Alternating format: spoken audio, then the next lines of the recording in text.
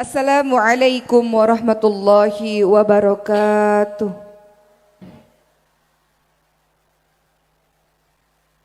Alhamdulillahi rabbil alamin wa bihi nasta'in ala umurid dunya waddin wassalatu wassalamu ala asyrafil anbiya'i wal mursalin wa ala alihi wa sahbihi ajma'in amma ba'd.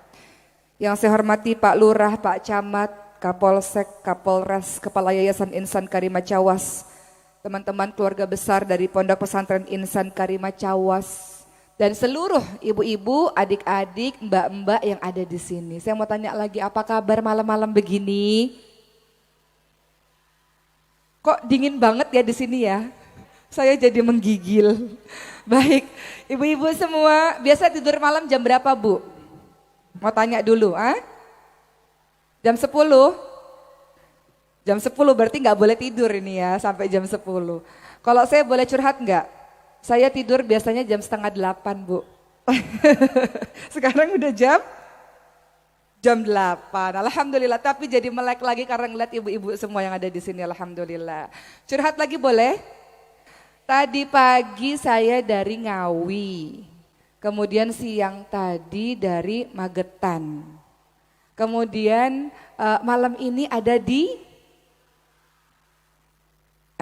Cawas ya, Bu ya. Alhamdulillah, jadi merupakan bagian dari safari dakwah.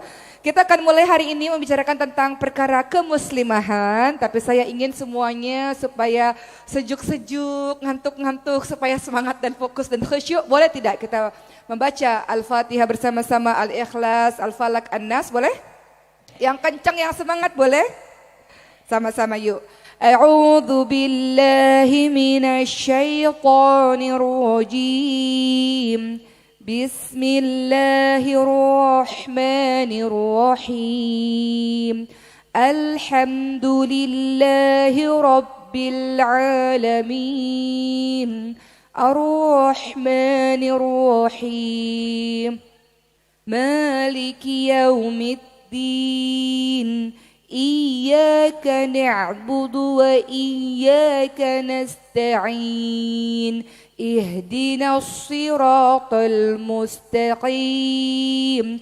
Siratal ladzina an'amta 'alaihim ghairil maghdubi 'alaihim waladdallin. Amin. Bismillahirrahmanirrahim. Qul huwallahu ahad, Allahus samad, lam yalid wa lam yulad, wa lam yakul lahu kufuwan ahad. Bismillahirrahmanirrahim. Qul a'udzu birabbil falaq.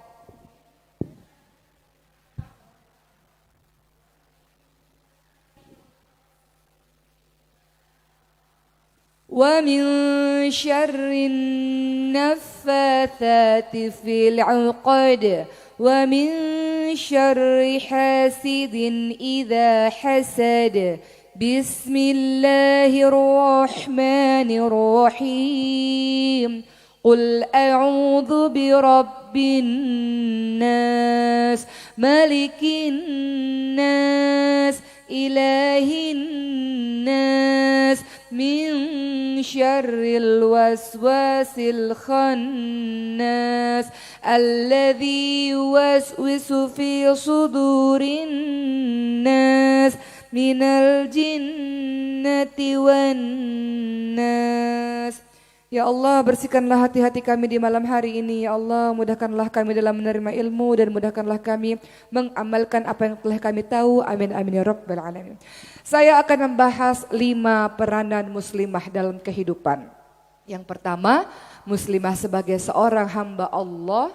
Yang kedua, muslimah sebagai seorang anak. Muslimah sebagai seorang istri. Muslimah sebagai seorang ibu, dan muslimah sebagai anggota masyarakat. Ternyata kita punya 5 peranan dalam kehidupan ini, teman-teman sekalian. Kita akan mulai dengan peran kita yang pertama sebagai seorang hamba Allah Subhanahu wa taala. Dulu sebelum kita terlahir di dunia ini, di alam ruh kita telah dimintai perjanjiannya oleh Allah Subhanahu wa taala. Alastu birabbikum qalu bala syahidna. Benarkah aku ini Tuhanmu, kata Allah? Kemudian ruh kita berkata, benar ya Allah, kami bersaksi. Jadi di alam ruh kita sudah menyatakan bahwa Allah Subhanahu wa taala adalah satu-satunya Tuhan yang patut disembah. Dan kemudian kita lahir ke dunia ini, teman-teman sekalian, semua kita lahir dalam keadaan fitrah, lahir dalam keadaan tunduk, patuh, takluk kepada Allah Subhanahu wa taala. Semua manusia lahir dalam keadaan fitrah, hanya saja terkadang orang tuanya lah yang menjadikan anak ini menjadi yang lain-lain. Dan tujuan kita diciptakan tentu tidak main-main. Dalam surah Adz-Dzariyat ayat 50 berapa? 56. Wa ma khalaqtul jinna wal insa illa liya'budun, dan tidaklah aku menciptakan jin dan manusia kecuali untuk beribadah kepadaku. Jadi konsep yang harus dipahami bersama ketika kita hidup di muka bumi ini bukan main-main. Allah menghendaki kita untuk beribadah kepada Allah. Allah punya hak yang harus kita tunaikan, yakni haknya Allah adalah diibadahi. Kita sebagai seorang hamba punya kewajiban beribadah kepada Allah Subhanahu wa taala. Ibadah bukan hanya terbatas teman-teman sekalian salat, puasa, mengaji, pergi haji, zakat, bukan hanya sebatas itu. Apa-apa perbuatan yang sekiranya Allah ridha adalah bagian dari ibadah kepada Allah Subhanahu wa taala. Dan oleh karena itu, apapun aktivitas yang kita lakukan, niatkan dari awal adalah bagian dari ibadah. Ibu-ibu datang ke sini, niatnya ibadah atau niatnya karena ngelihat Oki Setiana Dewi? Niatnya lillah karena Allah atau niatnya karena pengen ngelihat OSD gimana sih aslinya gitu, gimana? Dua-duanya. Kata Imam Malik rahimahullah, ibu sekalian, segala sesuatu yang dilakukan karena Allah dia akan berterusan. Segala sesuatu yang dilakukan bukan karena Allah dia akan putus dan berhenti. Ibu-ibu pengajian kalau bukan karena Allah, gara-gara si fulan datangnya hari ini aja, besok-besok sepi pengajian. Besok-besok ponpes sepi gak didatengin. Tapi kalau ibu-ibu niatnya karena Allah Subhanahu wa taala, maka akan terus berkelanjutan insyaallah. Jadi perkara mengenai keikhlasan. Jadi kita diminta beribadah kepada Allah Subhanahu wa taala, namun kita harus tahu juga ibadah-ibadah yang diterima oleh Allah syaratnya ada dua, yakni ikhlas, yaitu diniatkan karena Allah semata. Yang kedua ittiba, mengikuti perbuatan atau perkataan Rasulullah sallallahu alaihi wasallam. Ini adalah ma'had tafsir, betul? Ahlul Quran di sini, betul? Kalau adik-adik atau teman-teman semua menghafalkan Al-Quran karena Allah, maka akan berketerusan. Walaupun nangis-nangis, walaupun awal-awal belajar makhraj nangis-nangis, walaupun awal-awal menghafalkan surah-surah tertentu menangis, tapi karena Allah, Allah akan bantu, Allah akan mudahkan dan Allah akan selesaikan. Allah akan mudahkan untuk menghafalkannya. Tapi kalau niatnya bukan karena Allah, belajar Quran untuk mendapatkan pujian manusia, dikatakan sebagai seorang yang alim, niatnya bukan karena Allah, dia akan putus di tengah jalan dan berhenti. Jadi apapun aktivitas ibadah yang kita lakukan, senantiasa niatnya diluruskan dari awal, di tengah, dan di akhir. Niatnya diluruskan untuk mengharapkan ridha dari Allah Subhanahu wa taala semata. Jadi semua kebaikan yang lillah, yang ikhlas dan ittiba, mengikuti apa yang telah dicontohkan oleh Rasulullah sallallahu alaihi wasallam, insyaallah akan bernilai ibadah. Jadi saya datang kemari kalau bukan karena ibadah, capek, jauh, ngantuk gitu. Tapi kalau di otaknya, mindsetnya adalah bagian dari ibadah, bahwa setiap bumi ini semuanya akan bersaksi di hadapan Allah bahwa kita pernah menginjakkan untuk melakukan sebuah ibadah. Kalau ibadah jadi ringan, betul nggak teman-teman sekalian?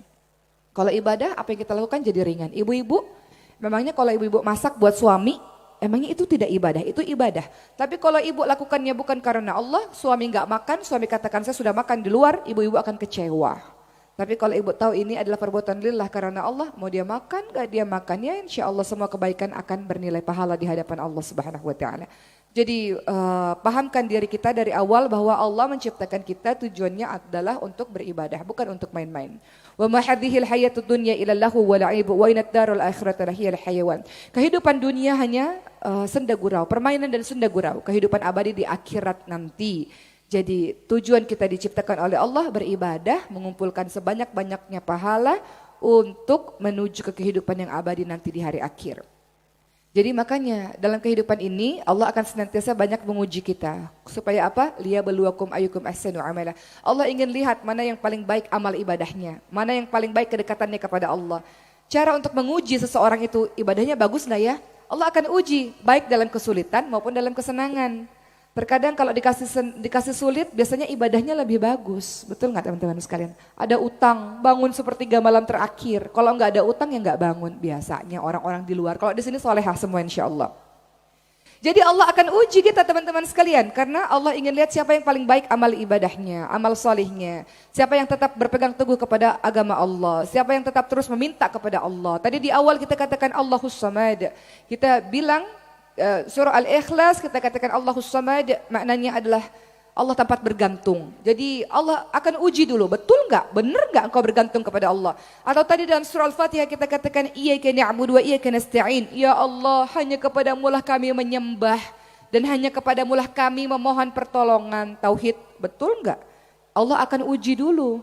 Allah akan uji betul tidak engkau istiqamah dengan ibadah-ibadah yang selama ini engkau lakukan. Maka Allah uji engkau kadang dengan kesedihan, kadang dengan kebahagiaan. Kata Allah dalam surah Al-Anbiya ayat 35, A'udzubillahi minasyaitonir rajim. Kullu nafsin dha'iqatul maut wa nabluukum bisyarri wal khairi fitnah wa ilainal turja'un. Semua yang bernyawa akan mati. Ibu-ibu yang mati duluan atau saya yang belakangan. Tapi semuanya kita akan mati. Dan Allah akan menguji kita dengan keburukan, dengan kebaikan. Kadang Allah uji kita dengan kesedihan, kadang Allah uji kita dengan kebahagiaan. Dan hanya kepada Allah kita kembali. Maknanya adalah mau kita diuji dengan kesedihankah, kemiskinan, utang banyak, sakit, terpuruk dalam kehidupan, tetap beribadah kepada Allah. Ataupun Allah uji kita dengan kehebatan, kekayaan, kesehatan, tetap kita beribadah kepada Allah Subhanahu wa taala karena semuanya adalah ujian. Senang itu ujian, sedih juga ujian, bahagia ujian, tawa ujian, air mata juga ujian.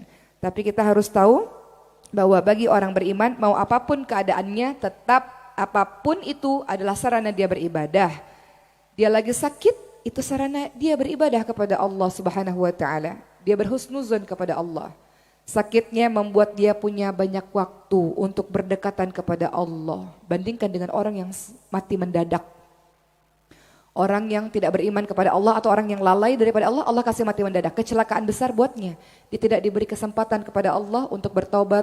Gak dikasih kesempatan untuk beramal salih. Gak dikasih kesempatan untuk menangis mendekat kepada Allah. Jadi bagi orang beriman, sakit pun bisa jadi sarana beribadah kepada Allah Subhanahu wa taala. Dia berhusnuzan, berprasangka baik. Ya Allah, sakit ini membuat aku jadi gak bisa melakukan maksiat. Sakit ini membuat aku lebih sabar. Sakit ini membuat aku lebih siap mempersiapkan perjumpaan denganmu. Atau dalam keadaan bahagia, teman-teman memiliki harta yang banyak. Harta yang banyak adalah sarana ibadah kepada Allah Subhanahu wa taala dengan misalnya berinfak di jalan Allah Subhanahu wa taala, beribadah dengan cara bersyukur dengan cara membagikan apa yang dititipkan oleh Allah kepada kita untuk orang lain. Jadi beribadah banyak bentuknya, teman-teman penghafal Quran beribadah dengan istiqamah dengan Qurannya, ibu-ibu ada yang memilih jalan untuk bersodakoh dan istiqamah dengan sodakohnya, atau ada yang memilih saum dan saum istiqamah dengan saumnya. Perbuatan amal soleh silahkan dipilih, yang penting adalah istiqamah. Jangan baca Quran hari ini baca Quran, Ramadan tahun depan baru baca Quran lagi. Atau sodakohnya ketika ada sebuah acara penggalangan dana saja, setelah itu tidak sodakoh. Jadi yang pertama adalah pahami bahwa fungsi kita adalah sebagai seorang hamba Allah, yakni beribadah kepada Allah Subhanahu wa taala. Dan hamba Allah tentu punya karakter orang yang selalu merendahkan diri di hadapan Allah Subhanahu wa taala yang maha besar. Makanya kenapa kita diperintahkan banyak sujud? Apa sih makna sujud? Dalam tubuh ini yang paling mulia apa Bu kira-kira? Kepala ya. Kepala kita letakkan yang paling rendah. Kemudian kita katakan apa doanya kalau lagi sujud itu? Subhana Rabb. Apa? Kita minta kepada Allah Subhanahu wa taala, kita memuji-muji Allah. Subhana Rabbiyal A'la. Itu kan doanya kan? Maha suci Allah yang maha tinggi. Dalam keadaan kita merendahkan diri kita, kepala kita rendahkan, kita letakkan di atas tanah sejajar dengan bagian belakang kita dan kita katakan kepada Allah, Allah Engkau Maha Tinggi, Maha Suci Allah, Engkau Maha Tinggi ya Allah. Itu artinya kita merendahkan diri di hadapan Allah Subhanahu wa taala. Itu harusnya kita laksanakan, kita rasakan tidak hanya dalam sujud saja tapi dalam keseharian. Jadi orang-orang yang mengakui bahwa dirinya adalah hamba Allah pasti orangnya tawadhu, pasti. Gak mungkin dia sombong. Kenapa tawadhu? Karena dia tahu dia seorang hamba yang apapun yang ada pada dirinya adalah milik Allah Subhanahu wa taala. Ada orang yang alim, ulama, ada orang yang pandai berilmu. Orang yang berilmu biasanya akan tawadhu. Padi semakin berisi semakin merunduk. Dia akan mengatakan semua ilmu dari Allah Subhanahu wa taala. Maka kewajiban saya memberikan ilmu yang Allah berikan kepada saya kepada orang lain. Jadi kalau ada adik-adik atau teman-teman atau ibu-ibu yang pandai, pintar, Allah kasih kecerdasan tapi pelit membagikannya kepada orang lain, namanya adalah sombong. Dia lupa bahwa ilmu itu dari Allah dan cara bersyukur atas apa yang Allah berikan dengan membaginya kepada orang lain. Begitu juga dengan harta. Harta yang teman-teman miliki juga dari Allah. Jadi kalau ada yang bilang, ya Allah kaya raya banget ya, miliuner, uangnya banyak ya, semua titipan Allah. Saya pernah dengar ada satu orang kaya di Indonesia yang sangat kaya. Beliau mengatakan harta-harta ini semua adalah titipan Allah, adalah milik Allah. Itu menunjukkan ketawaduan ibu-ibu sekalian. Jadi kalau ada yang sombong namanya OKB. Tahu OKB? Orang kaya baru. Jadi kalau ada orang-orang kaya yang sombong berarti OKB, kaget. Baru kaya jadinya sombong. Tapi kalau OKL orang kaya lama tawadhu biasanya. Udah lama kayaknya udah terbiasa dengan harta yang banyak.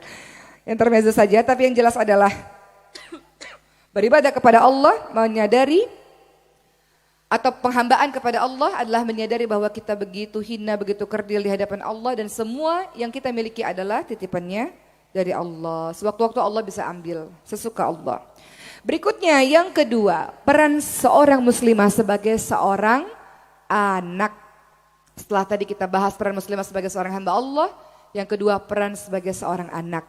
Di dalam Islam luar biasa bagaimana seharusnya anak bersikap kepada ibu bapaknya.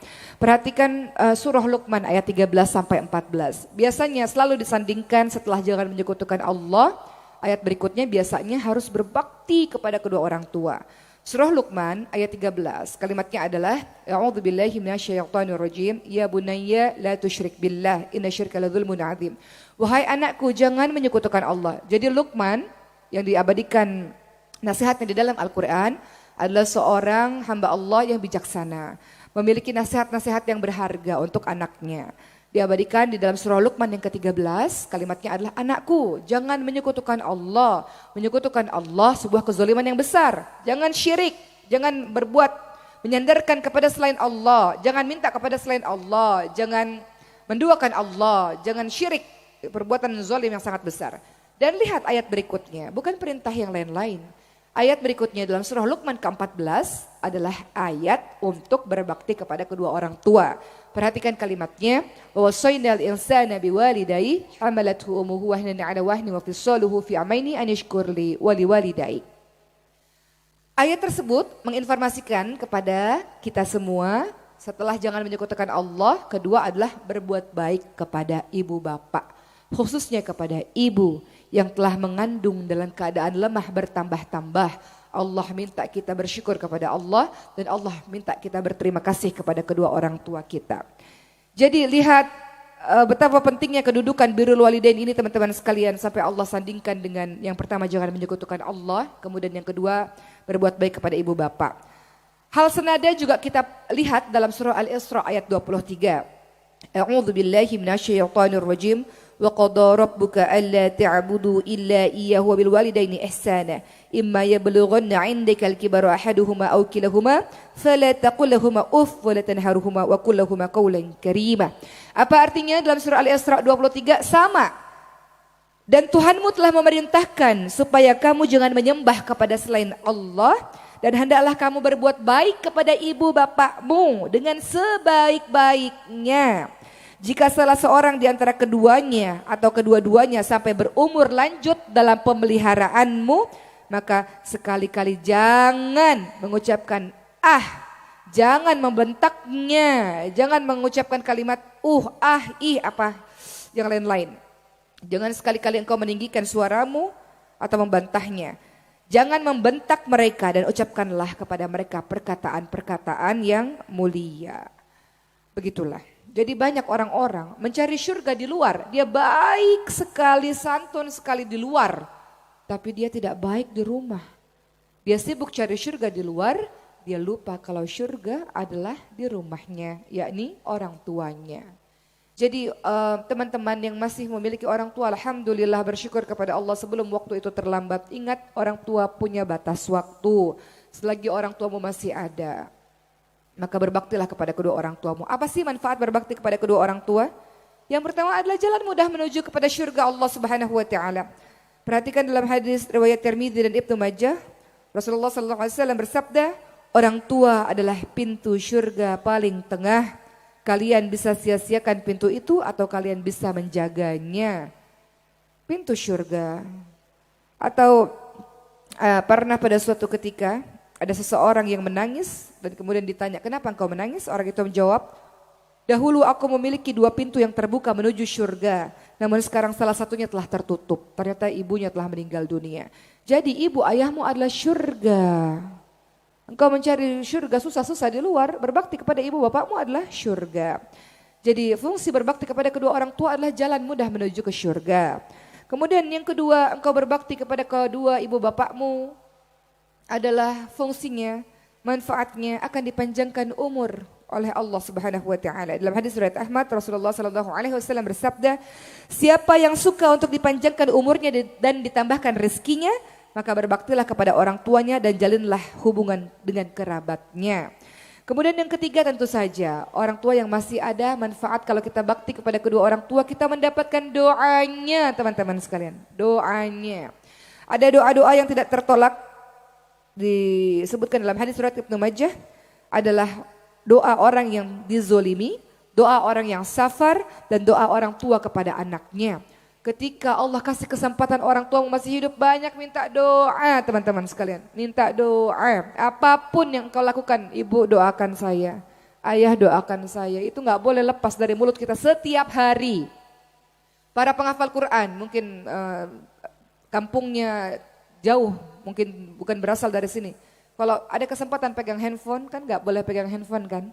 Tapi kalau seandainya ada waktu untuk bisa telepon, selalu bilang doakan saya, doakan saya, doakan saya. Jadi doa dari orang tua mustajab, makbul teman-teman sekalian. Jadi minta doa kepada kedua orang tua kita tentang apa yang tengah kita lakukan.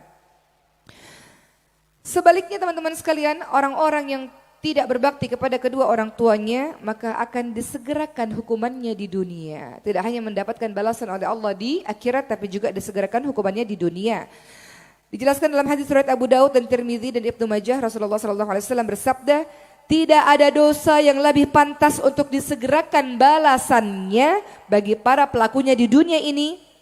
Berikut dosa yang disimpan untuknya di akhirat. Jadi di dunia dapat dosa, apalagi di akhirat, daripada perbuatan melampaui batas dan memutus silaturahim dengan orang tua dan kerabatnya. Jadi beberapa tahun terakhir ini, beberapa kali kita sering lihat video-video viral. Anak bermusuhan dengan orang tua, anak menggugat orang tua, anak berebut harta dengan orang tua, ya kan? Pernah nggak dengar kabar? Anak memenjarakan orang tua karena rebutan harta warisan atau sebagainya. Naudzubillah min zalik. Semoga kita terhindar dari sifat-sifat kedurhakaan seperti itu. Jadi sekarang untuk para anak termasuk saya, gimana ya caranya supaya kita bisa membahagiakan orang tua? Pertama, menuruti perintahnya. Apapun yang dia katakan, yang beliau katakan, turuti selama tidak menyuruh kepada kemaksiatan, karena tidak ada ketaatan dalam kemaksiatan. Turuti perkataan kedua orang tuamu. Dikatakan ridallah fi ridal walidain, suktullah fi suktil walidain. Jadi ridha Allah tergantung kepada ridha orang tua dan murkanya Allah bergantung pada murkanya orang tua. Adapun kalau kita tidak sependapat, disampaikan dengan bahasa yang baik. Jadi jangan berkata ih dan sebagainya, tapi ucapkan dengan kalimat yang baik kalau memang kita ada sebuah perkara yang kita tidak setuju. Berikutnya cara berbakti kepada kedua orang tua teman-teman sekalian adalah berakhlak mulia di depan keduanya. Jadi pernah pada suatu ketika ada orang yang datang pada Rasul, Rasul saya mau berjihad di jalan Allah. Kemudian Rasul katakan, engkau punya orang tua? Iya, masih ada orang tua. Orang tuamu masih hidup? Masih hidup. Apa kata Rasul? Berjihadlah dengan berbakti kepada kedua orang tuamu. Dalam hadis riwayat Muslim. Ya.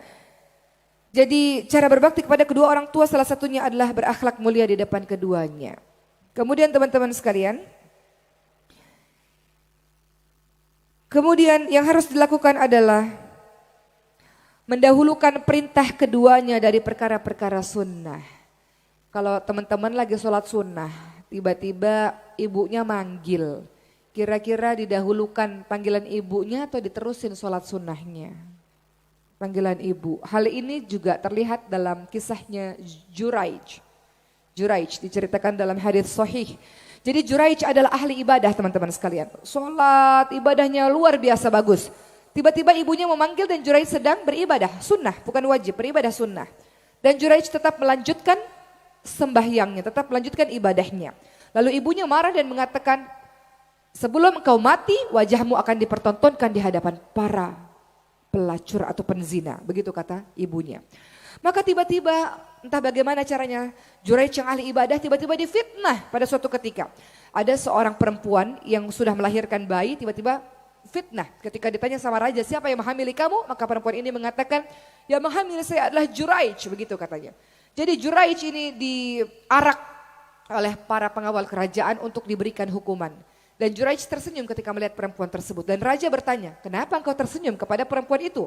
Maka Juraij berkata, aku teringat akan perkataan ibuku.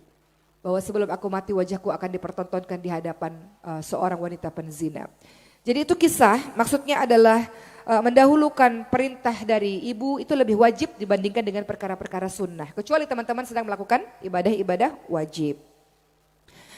Berikutnya teman-teman sekalian, termasuk dari kedurhakaan seorang anak adalah apabila anak tersebut membuat orang tuanya menangis. Itu termasuk bentuk kedurhakaan. Jadi coba kita ingat-ingat, pernah gak kita buat orang tua kita nangis, minta ampun kepada kedua orang tua kita teman-teman sekalian. Jangan sampai beliau mengucapkan kalimat-kalimat yang menyusahkan kehidupan kita. Jadi kalau ada orang tua yang mengucapkan kalimat tertentu, bisa saja dikabulkan oleh Allah dan buat susah hidup kita. Jadi kita sebagai anak buat orang tua menangis boleh, tapi menangis karena keberhasilan kita. Menangis karena selesai 30 juz mungkin lancar Masya Allah. Menangis karena bangga dengan prestasi-prestasi yang kita lakukan. Bukan menangis karena perilaku-perilaku buruk yang kita lakukan. Ketiga, peran muslimah sebagai seorang istri. Siapa di sini sebagai seorang istri? Boleh tunjuk tangan mana ya yang istri ya, para istri. Semua istri ya? Coba diingat-ingat hal romantis terakhir yang dilakukan sama suami apa Bu? Wah udah lupa, udah menikah berpuluh-puluh tahun udah lupa, gak romantis-romantis lagi. Coba kita lihat, gak ada salahnya kita belajar kembali, mengingat kembali bagaimana Aisyah dan Rasulullah SAW menunjukkan keromantisan antar pasangan ini. Pertama, Rasulullah memiliki panggilan sayang untuk Aisyah, yakni Humairah atau Aish atau Humairah, wanita yang pipinya kemerah-merahan. Coba ibu ingat-ingat, suami saya manggil saya apa ya? Apa Bu? Ada teman saya dipanggil Dut gitu. Saya nggak tahu itu penghinaan atau muji itu sebenarnya. Jadi ada seorang suami manggil istrinya Dut sini Dut gitu. Untung nggak brot gitu ya, bahaya. Atau ada laki-laki punya panggilan sendiri kepada ibu punya panggilan sendiri kepada suaminya. Jadi dulu awal-awal nikah saya ingat sekali suami saya punya panggilan sayang buat saya. Boleh cerita Bu? Panggilannya Jannah, Masya Allah. Tapi perasaan sekarang saya gak pernah dengar lagi tuh panggilan itu. Di awal-awal nikah dipanggil itu. Tapi adalah panggilan-panggilan tertentu ya. Atau zaman sekarang biasanya orang-orang panggil bebep gitu ya. Beb atau han gitu. Say sayur kali ya. Say gitu. Atau apalah panggilannya terserah, ibu-ibu punya panggilan sendiri kepada suaminya. Ada juga suami yang mengatakan, wahai istriku, engkau cantik bagai bulan purnama. Ada juga yang begitu. Dan saya nggak tahu juga itu pujian atau hinaan. Soalnya bulan purnama kalau kita dari dekat kita lihat itu banyak bolong-bolongnya sebenarnya Bu, bulan purnama itu ya. Jadi coba ditanyakan kembali, dikonfirmasi kembali itu pujian apa hinaan sebenarnya. Atau ada suami yang mengatakan, mama makin tua makin seksi mama gitu. Itu juga patut dipertanyakan itu, bener nggak itu? Tapi nggak apa-apa, kalau bohong untuk menambah keromantisan itu boleh ibu-ibu sekalian. Ini sih ngomong depan ibu-ibu atau depan anak-anak sih? Ibu-ibu kan? Sip, aman. Ya, berikutnya keromantisan yang kita bisa belajar dari Rasulullah dan Aisyah adalah minum segelas dengan bekas bibir yang sama. Jadi bekas bibir suami coba lihat teh, Pak tadi bekas bibirnya yang mana Pak? Mau minum di bekas bibir yang sama. Itu bisa saja dilakukan, silakan saja. Atau saya agak skip ya, soalnya ini kalimatnya mandi bersama, skip lah gitu ya. Kemudian berikutnya adalah lomba lari bersama. Jadi dulu Rasulullah sama Aisyah pernah lomba lari. Dulu waktu Aisyah awal-awal menikah kurus badannya Bu. Biasa orang awal-awal menikah badannya kurus. Sekarang berapa beratnya Bu? Gak mau nimbang, trauma kata Ibu. Jadi dulu Rasulullah dengan Aisyah lomba lari. Siapa yang menang? Aisyah, karena Aisyah tubuhnya ringan. Kemudian setelah menikah bertahun-tahun akhirnya lomba lari lagi yang menang Rasulullah SAW karena Aisyah tubuhnya lebih berisi. Jadi kata Rasul ini adalah balasan karena dulu aku pernah dikalahkan olehmu. Jadi terkadang dalam rumah tangga perlu juga bercanda-bercanda. Ada orang yang rumah tangga gak pernah bercanda kayak kuburan, sepi rumah tangganya. Gak pernah bercanda, gak pernah ketawa. Coba minta sama Allah, ya Allah izinkan saya bisa buat suami saya ketawa lagi ya Allah gitu ya. Jadi butuh usaha juga. Jadi dalam rumah tangga ada bumbu-bumbu dengan bercanda seperti itu. Rasul juga suka sekali tidur di pangkuannya Aisyah. Dan kemudian Aisyah suka meminyaki tubuh Rasulullah SAW. Dan Rasul suka menemani Aisyah untuk melihat hiburan. Wahai para bapak, pahamilah ibu rumah tangga itu jenuh Pak. Sekali-kali diajak apa? Nonton hiburan gitu kan. Hiburan yang syar'i ya Bu, jangan hiburan yang pakaian seksi kemana-mana, itu maksiat tuh gak boleh. Jadi Aisyah dulu ditemani oleh Rasul, Aisyah suka melihat pertunjukan orang-orang Habasyah, pertunjukan tombak, pertunjukan orang-orang Habasyah. Dan Rasul menemani Aisyah untuk melihat pertunjukan tersebut. Jadi ada para bapak di sini, silakan mengajak istrinya untuk berlibur. Ya Bu, mau nggak berlibur Bu? Mau berlibur kemana Bu? Coba minta sama suaminya masing-masing Bu ya, supaya diajak jalan-jalan. Ada dulu sempat video viral, diajak ke Alfamart aja udah seneng banget katanya. Ya, belanja di Alfamart aja udah seneng. Jadi ajaklah istri-istri kita untuk jalan-jalan. Shopping suka shopping. Ajaklah istri-istri bapak semua untuk jalan-jalan. Ya. Berikutnya teman-teman sekalian, untuk menjadi istri yang baik ada kalam Allah, firman Allah mengingatkan kepada kita dalam surah An-Nisa ayat 34. A'udzubillahi minasyaitonirrajim. Fassalihatu qanitatun hafizatu lil ghaibi bima hafizallah. Wanita yang salihah, istri yang salihah adalah istri yang taat kepada Allah. Pertama taat kepada Allah. Kalau dia taat kepada Allah, dia akan taat kepada suaminya. Setiap suami yang menginginkan istri yang patuh, nurut kepada suaminya, betul Bu? Sementara ibunya mengatakan tunggu dulu, suami yang kayak gimana dulu yang harus saya patuhi, gitu kata ibu-ibu. Jadi ibu-ibu sekalian, patuh kepada suami harus, tidak boleh patuh ketika suami menyuruh kepada kemaksiatan. Ada suami yang mengatakan, mama gak usah pakai jilbab katanya. Nanti aja pakai jilbab. Ada suami-suami yang malu loh Bu, diajak kondangan istrinya pakai jilbab malu. Nah itu gak boleh taat dengan suami-suami yang seperti itu. Tapi kalau suami larang kajian agama boleh gak kita ikuti? Masalahnya ibu pengajiannya kayak minum obat pagi siang malam. Ngaji terus. Jadi wajar aja suaminya larang. Ada orang mengadu kepada saya, Mbak Oki gimana ya suami saya larang saya ikut pengajian. Saya tanya, ibu sehari pengajian berapa kali? 3 kali, ya wajar aja suaminya ngelarang ibu pengajian. Lebih banyak waktunya pengajian dibanding sama suaminya. Jadi pertama adalah surah An-Nisa ayat 34, perhatikan betul-betul bahwa kalau ingin menjadi istri yang baik adalah istri yang patuh kepada Allah, patuh kepada suaminya dan menjaga diri ketika suaminya tidak ada. Jadi suami pergi keluar kota, suami kerja, tenang karena ia tahu istrinya adalah istri yang setia, yang mampu menjaga kehormatan dan kesucian diri. Lalu perhatikan surah An-Nisa ayat 19. Wa ashiruhunna bil ma'ruf fa in karihtumuhunna fa 'asa an takrahu syai'an wa yaj'alallahu fihi khairan katsira. Pergaulilah pasanganmu dengan baik dan diminta sabar menghadapi pasangan kita. Bisa saja ada kebaikan yang banyak pada dirinya. Jadi diminta sabar. Suami ibu Fir'aun bukan bu? Bukan kan? Asia saja suaminya Fir'aun sabar luar biasa. Kita belajar kesabaran dari Asia. Kata Allah kalau terjadi apa-apa, ya ayyuhalladzina amanu ista'inu bis-sabri was-shalah. Minta pertolongan kepada Allah dengan sabar dan sholat, bukan curhat di sosial media. Dikit-dikit curhat di sosial media. Ada orang-orang di luar sana, saya nggak bilang orang di sini karena saya tahu di sini solehah semuanya. Dikit-dikit suamiku titik buat status bu. Ibu saya tanya, orang yang suka ngadu-ngadu, suka cerita-cerita itu siapa sih biasanya? Ibu punya anak kecil nggak? Atau pernah punya anak kecil kan? Kalau anak kecil jatuh, mama jatuh berdarah ma. Kalau anak itu lagi berantem, mama tadi rambutku dijambak ma. Kalau anak itu kenapa-napa dia cerita, betul? Itu namanya bocah. Jadi bocah-bocah itu memang sukanya curhat dan ngadu-ngadu, betul? Jadi kalau ada ibu-ibu yang suka ngadu-ngadu di sosial media namanya bocah.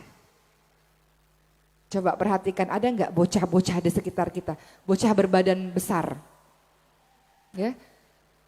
Udah badannya gede tapi bocah. Kenapa? Suka ngadu-ngadu di sosial media.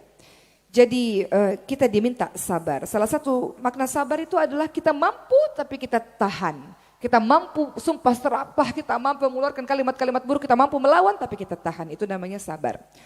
Berikutnya untuk menjadi istri yang baik juga ada dalam surah Al-Baqarah 187. Hunna libasul lakum wa antum libasul lahun. Pasangan kita adalah libas, adalah pakaian. Pakaian fungsinya menutup aurat, menutup aib. Jadi wahai para istri, termasuk saya, tutuplah aib keluargamu. Kecuali memang udah KDRT. Udah memang benar-benar nyawa, bahaya, baru boleh mengadu. Tapi kalau sekiranya masih bisa diselesaikan pun anak-anak yang baru menikah, bisa diselesaikan, jangan cerita sama orang tua. Nanti orang tuanya masih sebel, kita udah punya anak lagi. Biasanya gitu, orang tuanya masih sebel, kitanya udah sayang-sayangan lagi. Ibu ingat gak kisahnya Nabi Ismail alaihissalam? Jadi Nabi Ismail alaihissalam pernah pergi ke suatu tempat, lalu ada istrinya. Nabi Ibrahim datang, istrinya tidak tahu itu mertuanya. Jadi Nabi Ibrahim tanya, wahai wanita gimana kehidupan rumah tanggamu? Wanita tersebut mengatakan, buruk. Kehidupan rumah tanggaku gak baik, aku gak senang, gak bahagia dengan kehidupan keluargaku seperti ini. Mengeluh terus. Apa kata Nabi Ibrahim? Nanti kalau suamimu pulang, bilang sama suamimu, ganti pagar rumahnya. Ibu mau diganti gak? Kalau gak mau diganti jangan bawel, jangan ngeluh-ngeluh. Lagi di pasar atau lagi beli sayur, jangan kasih tahu siapa-siapa ya, rahasia loh, rahasia. Disebarin aib suaminya. Nanti dari kelompok yang ini jangan kasih tahu siapa-siapa ya, rahasia loh, rahasia. Disebarin ke satunya lagi sebarin, satu kampung tahu permasalahan rumah tangganya ibu. Gara-gara gak bisa jaga lisannya. Jadi kalau gak mau diganti, jaga lisannya. Maka waktu itu Nabi Ismail alaihissalam paham istrinya diceraikan.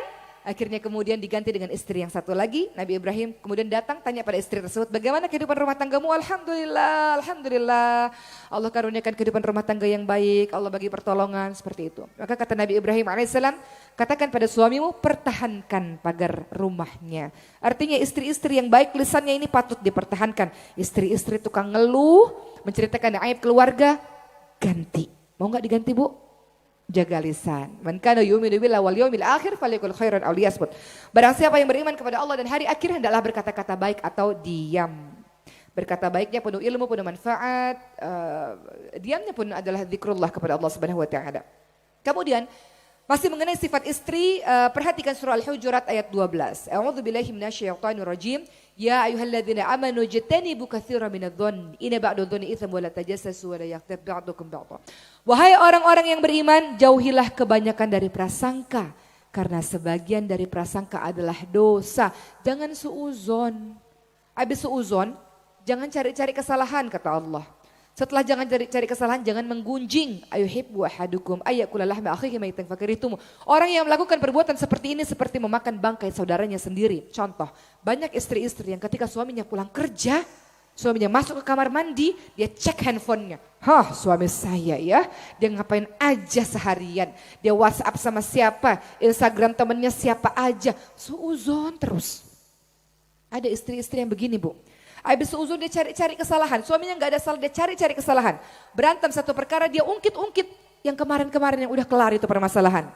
Cari-cari kesalahan terus. Kata Allah gak boleh perbuatan seperti ini seperti memakan bangkai saudaranya sendiri. Apalagi setelah itu kita akan menggunjing. Biasa kalau kita sakit hati, kita akan menggunjing, kita akan berkata-kata buruk. Itu juga ini harus dihindari untuk para istri-istri salehah. Berikutnya, yang keempat, peran sebagai seorang ibu. Harus jadi ibu yang baik pastinya. Dan berusaha untuk memperbaiki diri sendiri. Karena sesuatu yang tidak punya tidak akan bisa memberikan apa-apa. Ibu mau anaknya jadi hafidh penghafal Quran. Ibu sendiri nggak bisa baca Quran. Sesuatu yang tidak punya apa-apa maka tidak bisa memberi apa-apa. Masa selamanya anak ibu serahkan kepada sekolah Quran? Ada kalanya anak ibu pulang ke rumah ingin murojaah, ingin menyetor hafalan Qurannya, ibu juga bisa Qurannya. Bapak-bapak menjadi contoh teladan. Bapak-bapak sholat subuh di masjid, ajak anak laki-lakinya sholat subuh juga di masjid. Jadi ibu yang baik, jadi ayah yang baik. Sebagaimana Allah ingatkan dalam surah Tahrim ayat 6, Ya ayyuhalladzina amanu qu anfusakum wa ahlikum nara waquduhan nas wal hijarah. Jaga dirimu dan keluargamu dari api neraka. Dirimu terlebih dahulu. Engkau ingin anakmu terlindung dari api neraka, dirimu terlebih dahulu kasih contoh yang baik. Dirimu terlebih dahulu baca Quran yang bagus sehingga anakmu juga baca Quran yang bagus. Dirimu terlebih dahulu sholat on time, tidak lalai sehingga anakmu juga on time, tidak lalai dalam sholat. Jaga dirimu dan keluargamu. Surat cinta. 5 menit lagi ya oke. Jaga dirimu dan keluargamu dari api neraka yang bahan bakarnya manusia dan batu. Jadilah contoh teladan. Kalau ada seorang ibu yang tidak memakai hijab penutup aurat, tidak menjaga kehormatan dirinya, sering keluar rumah tanpa alasan syar'i, suka berdandan dengan menampakkan kecantikannya di luar rumah kepada laki-laki asing, suka bergaul dengan laki-laki yang bukan mahramnya dan sebagainya, maka ini secara tidak langsung merupakan pendidikan yang buruk kepada anak-anaknya. Jadi anak-anaknya akan meniru perilaku-perilaku buruk dari seorang ibu yang jahil seperti ini. Maka kita wahai para ibu, tidak ada kata terlambat untuk terus belajar, terus memperbaiki diri, karena anak-anak kita menjadi cerminan diri kita. Jadi kita berikan contoh yang terbaik. Terakhir, peran muslimah sebagai anggota masyarakat. Kita diberi gelar kuntum khairu ummah ukhrijat linnas ta'muruna bil ma'ruf wa tanhauna 'anil munkar. Kita semua kamu sekalian adalah umat terbaik yang dilahirkan untuk manusia, yang tugasnya mengajak manusia pada kebaikan, mencegah manusia kepada keburukan. Jadilah orang yang bermanfaat teman-teman sekalian. Apa kontribusimu kepada agama Allah? Allah sudah menolong kehidupanmu berkali-kali, saatnya engkau tolong agama Allah. Kata Rasul, khairun nas anfa'uhum linnas. Sebaik-baik orang adalah orang yang bermanfaat untuk orang lain. Engkau punya harta, berikan harta di jalan Allah. Engkau punya tenaga, berikan tenaga di jalan Allah. Engkau punya ilmu, berikan ilmu di jalan Allah. Jadi hidupmu berarti. Kelak engkau mati, ada amal jariah yang terus mengalir. Jadi dari sekarang kita pikir, Bu, kalau saya mati, kira-kira apa ya amalan yang terus mengalir? Maka berbahagialah para keluarga besar Ponpes, berbahagialah orang tua yang punya anak-anak hafidh, atau berbahagialah orang-orang yang suka sodakoh, atau orang-orang yang suka mengajar. Dia banyak menanam kebaikan, dan itu menjadi amal jariah baginya. Jadi kita punya peran di anggota masyarakat ini teman-teman sekalian. Kita nggak bisa soleh sendiri, kita harus soleh berjamaah, kita harus ajak orang lain untuk soleh bersama-sama. Itu yang disebut sebagai umat terbaik. Gak bisa kita soleh sendirian, oh dia buat maksiat itu urusannya, bukan urusan saya. Kita tahu bersama betapa banyak negeri yang dihancurkan oleh Allah hanya karena orang solehnya diam saja ketika ada maksiat di depan matanya. Jadi menghalau kemaksiatan adalah tugas kita bersama. Bayangkan di dalam sebuah kapal, ada orang yang tinggal di kapal bagian atas, ada orang yang tinggal di kapal bagian bawah. Orang yang tinggal di kapal bagian bawah melobangi kapal, airnya masuk, yang tenggelam siapa? Kita semua. Oleh karena itu teman-teman sekalian, sebagai anggota masyarakat kita hidup secara sosial bersama dengan hamba Allah lainnya, maka tugas kita adalah memberikan manfaat, mengajak orang lain kepada kebaikan, mencegah orang lain kepada kemungkaran. Alhamdulillah. Usai sudah ceramah saya mengenai peran bagi seorang muslimah, kita belajar bersama-sama menjadi seorang hamba Allah yang baik, seorang anak yang baik, seorang istri yang baik, ibu yang baik, dan anggota masyarakat yang baik. Yang mudah-mudahan kelima-limanya bisa kita lakukan secara seimbang dan nanti Allah akan balas dengan syurga. Syurga mahal harganya teman-teman sekalian. Bisa dilakukan kalau kita mampu menjalankan 5 peran ini dengan sebaik-baiknya. Alhamdulillah, sekarang saya akan panggil sahabat saya. Namanya adalah Ustadzah Ayu Al-Hafidhah. Jadi saya pun punya rumah Quran Bu, gratis. Jadi ini juga boleh diinformasikan kepada teman-temannya. Letaknya ada di Jakarta, di Bintaro, di Bogor, dan di Medan. Gratis, tidak berbayar. Untuk yatim piatu mu'alaf du'afa, usia 17 sampai 22 tahun. Belajar Quran gratis selama 1 tahun dan kemudian mengabdi selama 1 tahun. Dan rangkaian safari dakwah ini saya lakukan dan kami lakukan bersama tim Maskanul Hufadz namanya. Tempat tinggal para penghafal Quran adalah untuk menggalang dana. Karena anak-anaknya sudah ada 200, tahun lalu diwisuda 50, tahun ini akan diwisuda 80 orang insya Allah. Tapi kami masih mengontrak hingga anak-anak harus berpindah-pindah setiap tahunnya. Itulah kenapa safari dakwah dilakukan, salah satunya adalah untuk menggalang dana masyarakat agar anak-anak yatim piatu mu'alaf du'afa memiliki tempat sendiri. Tafadhali Ustadzah Ayu untuk menjelaskan tentang Maskanul Hufadz, silakan. Baik, bismillahirrahmanirrahim. Assalamualaikum warahmatullahi wabarakatuh. Alhamdulillahirabbil alamin. Asyhadu an la ilaha illallah wa asyhadu anna Muhammadar Rasulullah. Allahumma shalli ala Muhammad wa ala ali Muhammad. Rabbi shrah li sadri wa yassir li amri wahlul 'uqdatam min lisani yafqahu qawli. Subhanaka la ilma lana illa ma 'allamtana innaka antal alimul hakim. Ibu-ibu sudah ngantuk belum? Oh, Masya Allah, belum ngantuk ya. Oh iya, tadi sampai jam 10 ya. Baik, jadi masih ada 1 jam ke depan mungkin. Insya Allah semoga masih bisa semangat sampai akhir nanti. Baik, saya perkenalkan diri terlebih dahulu. Saya santri biasa memanggil saya Manda Ayu. Jadi saya bersama dengan Ustadzah Oki, bersama dengan teman-teman yang lain pada tahun 2016 kita membuat suatu proyek amal sosial di mana kita merekrut santri untuk seluruh Indonesia dari Aceh sampai ke Papua untuk menghafalkan Al-Quran. Mungkin hampir sama di beberapa lembaga yang lain, kita juga merekrut santri-santri khusus anak-anak yatim piatu, mu'alaf, du'afa. Kenapa? Karena mereka secara ekonomi sulit untuk bisa mendapatkan fasilitas menghafal Al-Quran.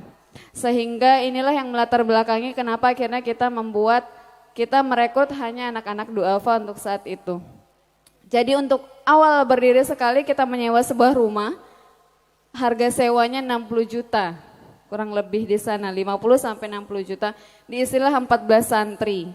Nah sampai hari ini terus berkembang, kenapa? Karena setiap kita buka pendaftaran nanti yang daftar sampai 700 orang. Sementara daya tampungnya hanya 30 orang.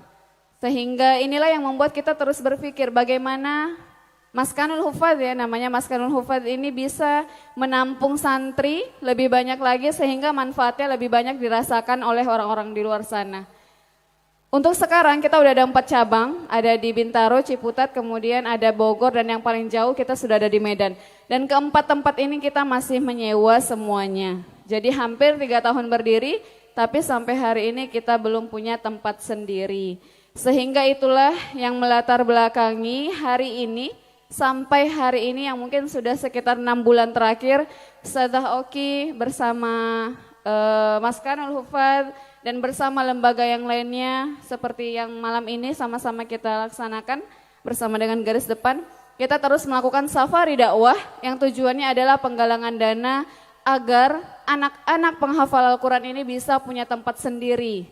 Jadi kita berusaha untuk bisa membebaskan lahan di daerah Bintaro, Tangerang Selatan, dekat Jakarta. Jadi kita mulai melakukan pembebasan lahan untuk sampai saat ini alhamdulillah sudah ada 800 meter persegi.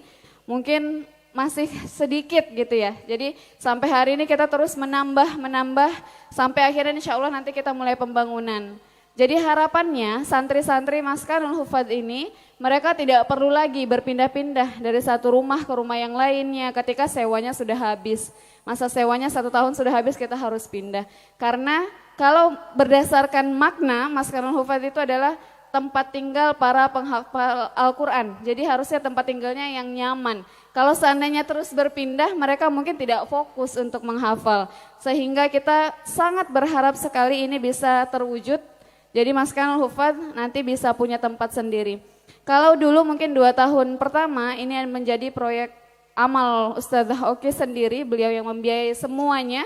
Tapi insya Allah setahun terakhir ini kita mulai melibatkan seluruh masyarakat Indonesia. Itulah kenapa ada penggalangan dana ke seluruh Indonesia. Jadi kita berharap semua bisa ikut berkontribusi semuanya untuk bisa mencetak hafidzoh. Untuk saat ini kita baru perempuan saja, tapi insya Allah semoga kedepannya juga ada hafidz. Selain program pembebasan lahan, kita juga ada program orang tua asuh. Jadi satu orang kita, masing-masing kita bisa membiayai satu anak untuk bisa menghafalkan Al-Quran sampai selesai selama 1 tahun pendidikan mereka. Setelah itu mereka harus mengajarkan kembali atau mengabdi selama 1 tahun. Jadi ibu-ibu atau mungkin bapak-bapak yang ingin ikut berkontribusi dalam program orang tua asuh, saat ini boleh dikeluarkan HP-nya. Kemudian dicatat nomor HP-nya kemana harus menghubungi ketika ingin bergabung menjadi orang tua asuh. Itu nomornya di 0811 Sudah dikeluarin HP-nya ibu-ibu? Sudah, Masya Allah. Semuanya punya HP berarti ya? Ibu-ibu, Masya Allah. Baik, nomornya di 0811 9277 585. Saya ulangi 0811 9277 585. Atau ibu-ibu, bapak-bapak, teman-teman semuanya yang mungkin aktif di dunia media sosial bisa buka di Instagram @maskanulhufadz, Maskanul HUFFADZ.